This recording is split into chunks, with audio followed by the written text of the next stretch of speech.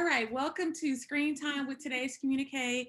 So happy to be joined by Reverend Warren Robinson Sr.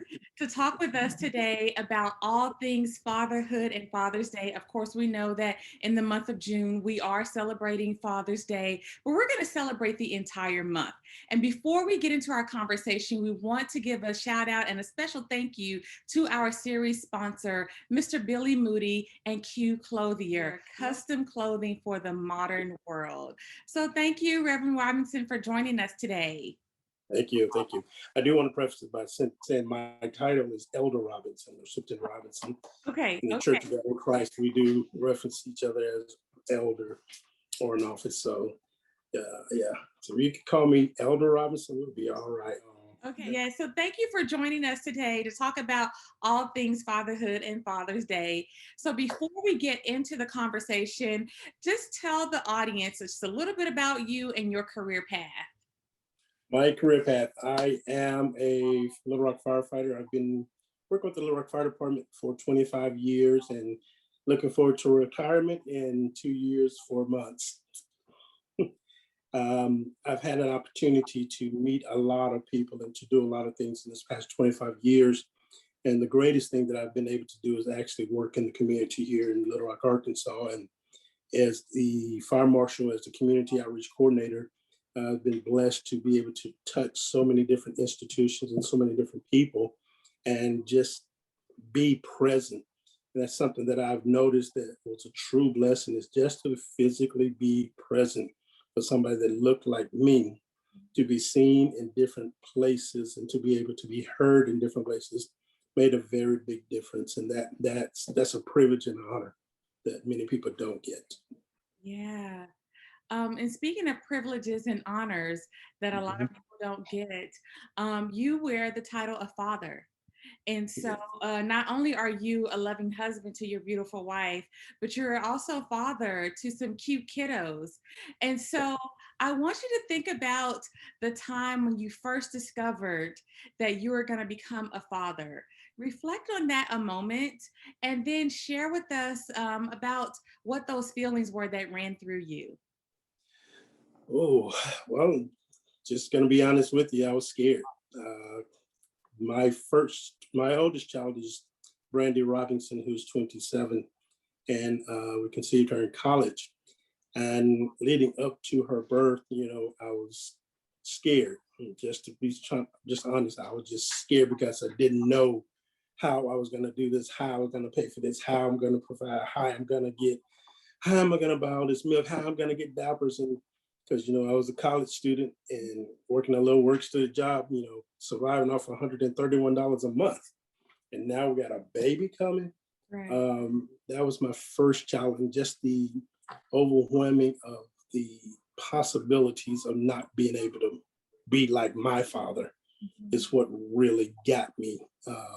That scared me because my father's always been in my life. He's always provided. We've never been in a home where the lights were out, the water's out.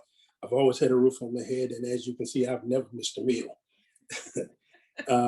And just to be able to have the responsibility of the task to be able to come up to where my father was overwhelming.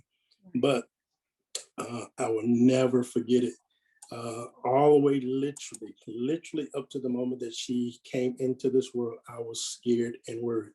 But when I laid my eyes on her, there was something on the inside of me that said, it's going to be all right and you're going to make it happen. Yeah. And since that moment, I've never had a fear about what I was going to be able to provide or be able to do for my children, because at the end of the day, I don't care what's happening. It's going to work. It's going to happen. And that's just my mindset as a father, because they can't count on nobody else. They're going to be able to count on me. Every need that they have, it will be met. The wants, we're going to talk about those. But the needs, for sure. Yeah. There's a difference between wanting something and needing something. Right. Well, there's a difference between their wants and my wants. They classify wants as needs, but there's a clear difference between a want and a need. And that's something that I did come to understand, is a lot of things that our children want, they're not a need by any means. But I've come to a clear understanding that there are a lot of things that are needed, and those things are essential. And I've also come to clearly understand that there are a lot of things that we should be able to give them that meets a want as well, because we have to show them, not just let them see it by somebody else, but show them that, hey, we can go above and beyond, and we can get the things that we desire in our life if we work for it. You get to that point to where you can work for it, you can get what you want. But you Right. have to understand that there's a structure and a process that you got to go through, and that's all part of being a father as well. What for you defines success as a father? What's your gauge? What's your definition? My gauge is the productivity of my children. My gauge is the behavior of my children. And my gauge is the standard by which they're living their life while they under me. Right. Um, as I spoke to my congregation, I shared with my congregation that we only have about 18 years with these children that's in our household, under our roof, under our control, under our influence directly. And you multiply 18 times 365, it seems like a lot of days, but it's really not. Right. And it goes very fast. And once they clear your house, once they leave your house, you no longer have the ability to give a directive. You have the ability to counsel. Um, I take it very seriously that the moments that they're here, we got to take every moment that we can to make sure that they get everything they need, not just to be present, but also to be successful outside of the home. I didn't have a whole lot growing up when I was coming up because I have 12 brothers and sisters, and my father was the only one working, so I was at home. Um, and I had to entertain myself quite a bit because we didn't have cable. We didn't have a whole lot of stuff. I grew up in a place called Ogden, Arkansas. I know you know it's a big thriving metropolis with 240 people. But we learned there that there are a whole lot of things that you don't have to have a healthy, loving, enjoyable life with the family. At the end of the day, as long as you have a roof over your head, food in your belly, and a family that loves you and care for you, that's what you really need. That's all you need to be successful. And when we meet those basic needs of the material, not the material, the basic material needs, the emotional needs, as well as the life educational needs for our children, everything else is extra. And you really don't have to provide a whole lot of extras. In fact, um, I'd say that even if you can provide the extras, don't, because you also teach them how to become privileged. Mm, yeah. And if they never have to work for anything, or they've always been given anything, there comes a point to where they expect things to be given to them. And when they get to the real world, it doesn't operate that way. So you mentioned something. Your father. You come from siblings of 12 siblings, right? 11 siblings, and So it's so 13. 13 siblings. Okay. Mhm. It's 13. 13 of us. Wow. Okay, a large family. Yeah, my mom and dad, like I said, we didn't have cable. So think back to a time where your father either said something or did something when you were a child, and now as a parent, you find yourself saying and doing those same things. Can you share maybe one or two examples of something that he did or said that now you see yourself doing and saying with your children? I'll give you two real good ones. One is the first thing, he did nothing. And I say that because when we grew up, we had a garden that we had to work. You know, we had the little hoes and shovels. We had to work the garden because that's how we fed the family, country life. Right. And, when they dish the ground, you break up the ground and they have these big clumps of dirt. And you can pick them up and throw them. As soon as they hit, they just whoosh, they just disintegrate. They don't hurt anything. It's just fun throwing them. Mhm. But we was doing a whole lot of fun and not doing a whole lot of work. And my dad said, y'all stop, let's finish. We got to get out of this sun. And we kept going. And my sister threw one, boom, came across and hit, boom, inside my head. And I was like, okay. So I went up, picked up a real big one, and I threw it. And the problem was, I was here, my sister was here, and my daddy was in between us. And the dirt didn't do what I wanted it to do. So it took off, and then it hit my daddy. And my dad is 6'2", 270 some pounds. And I'm like, oh God. I was scared because I figured what he was going to do. He looked at me and he didn't do anything. He just turned around and just went back to work. And in that moment, everybody stopped throwing dirt and they went to work. Yeah. In that moment, he taught me just by his actions that sometimes it's good to do nothing. And you don't have to react to everything. Yeah. Sometimes you just need to just hold up, just wait. Mm-hmm. There'll be a more appropriate time to respond to some things. And sometimes you just let some things go because everything doesn't have to be a disciplined moment. The other thing that he did that helped me out is that I'll never forget this one. I came home from college one day, it's my junior year, and I needed some shoes. I told him, hey, Dad, I need some tennis shoes. He jumped and said, okay, come on, let's go get you some. I'm like, what? Because my father's never been anxious to go buy and spend money. But he took me to JCPenney and said, get whatever you want. Red flag came up. My father's never said, get what you want. There's always been a limit.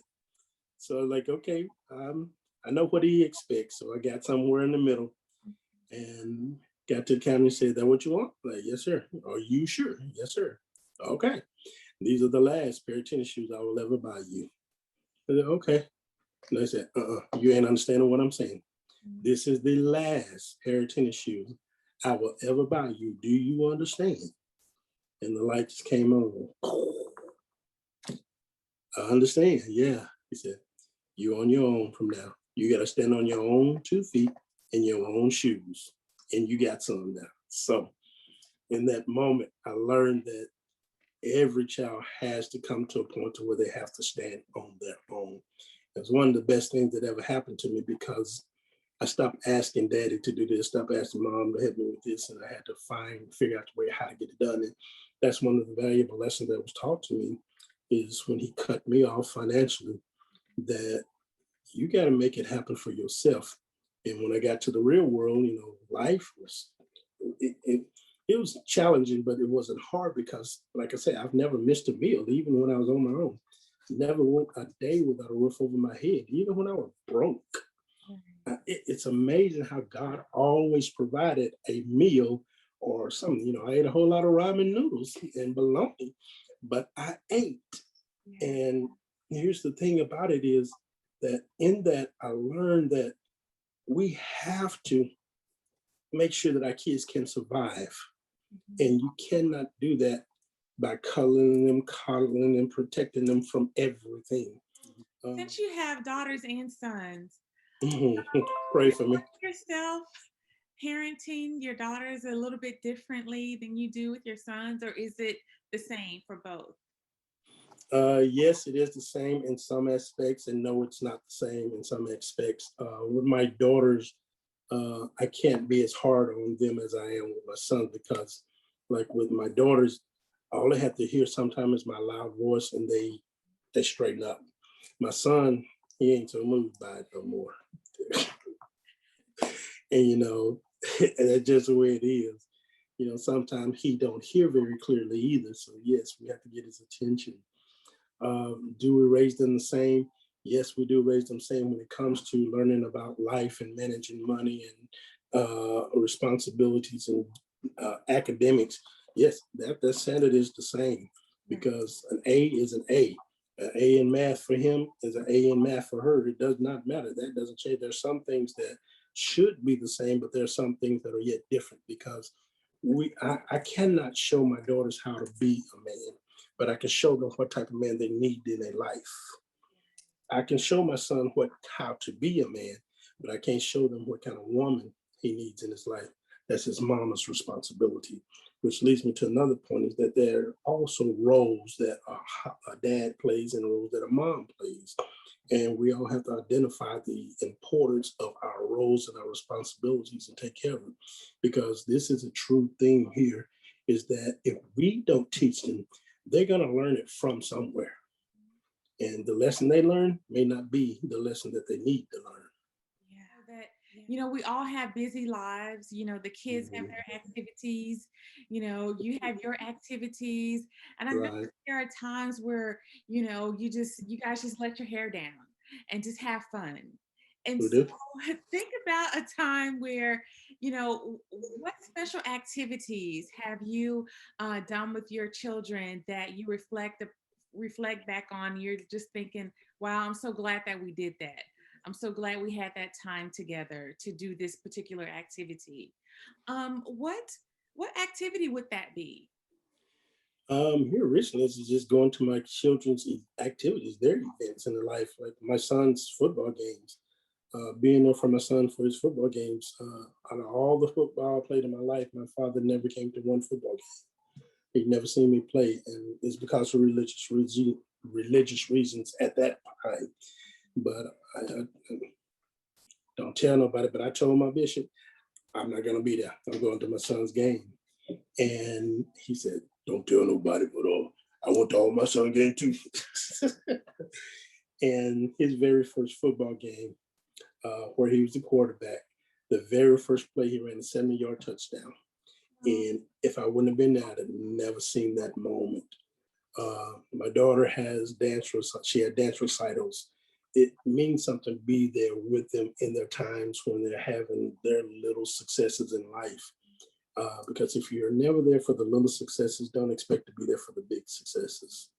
Yeah. Uh, and it just means something just to be in their presence, to see them be able to succeed and to do things. And when you say do activities that's a wide category.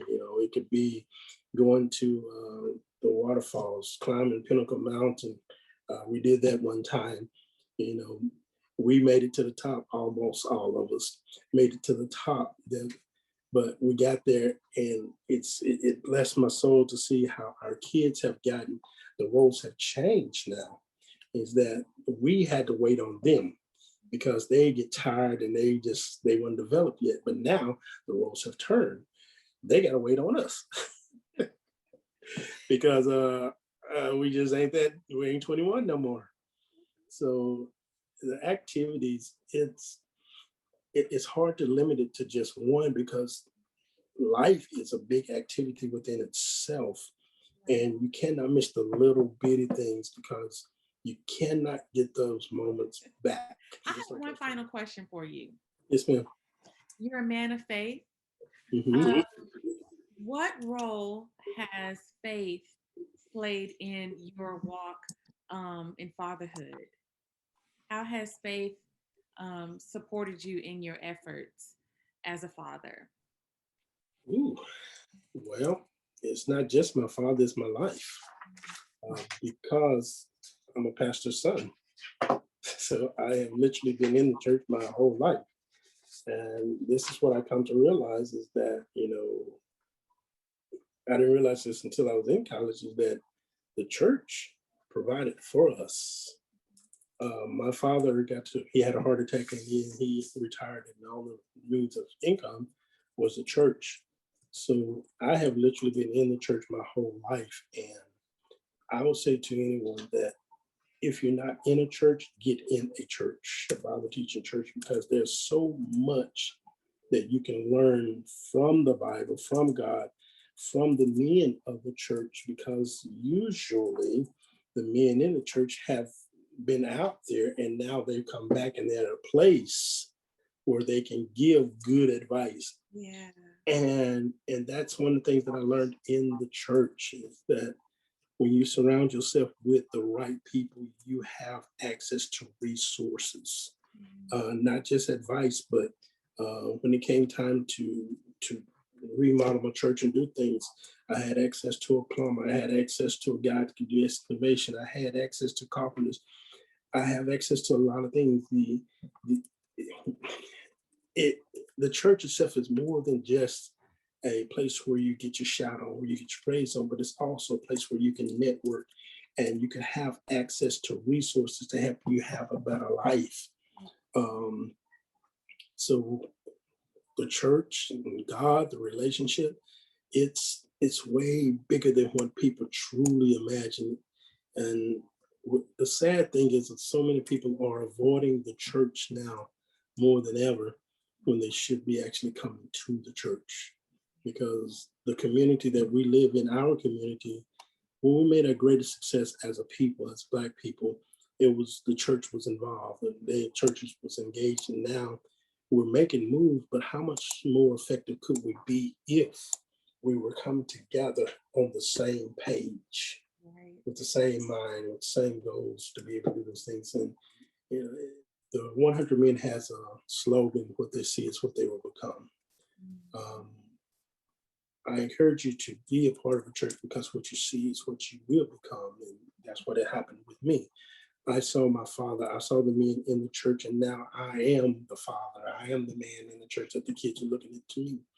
And it's amazing. And I'll never forget this. It was in a setting because I'm Superintendent Warren Robinson, and I'm one of the 22 superintendents in the jurisdiction of the state of Arkansas, second jurisdiction. And I'm privileged to be one of those 22. And so a superintendent is an individual that's over a group of churches, and we report to the bishop. Right. And I sat there, and we were getting ready to walk into one of the convocations, and I was like, wow, it happened. Because I never realized how fast it was going to happen, but I realized that the men that I looked up to, the giants in my life, I was walking with them, literally walking with them into the convocation. Wow.